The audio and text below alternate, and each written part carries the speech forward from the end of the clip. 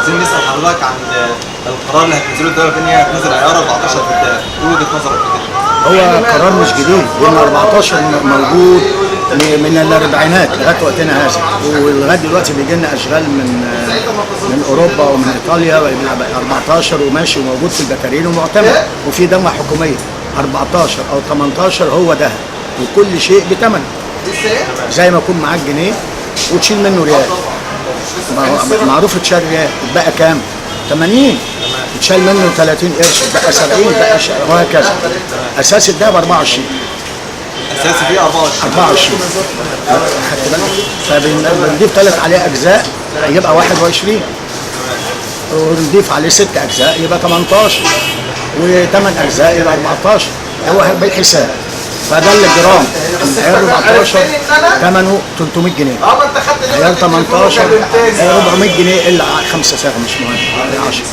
فدوت لما يكون كل جرام يخس جنيه، لو انت جيت خدت شبكه 100 جرام، ال 100 جرام كل جرام يخس 100 جنيه، كما فرق للشاب اللي هيجي يشتري او لاي انسان بيقدم شبكه، بيقدم هديه، بيقدم شبكه، بقى الوفر ليه هو. بدل ما ياخد الخام ب 400 هياخد الخام ب 300. هو بقى هيزيد عليه الدمغه والمصنعيه والتشغيل والكلام ده. يعني حضرتك الدوله لو نزلت عيار 14 هل حضرتك هتعرضه في السوق؟ عادي، ما هو معروض يا ابني، ما هو معروض بس بكميه 1%.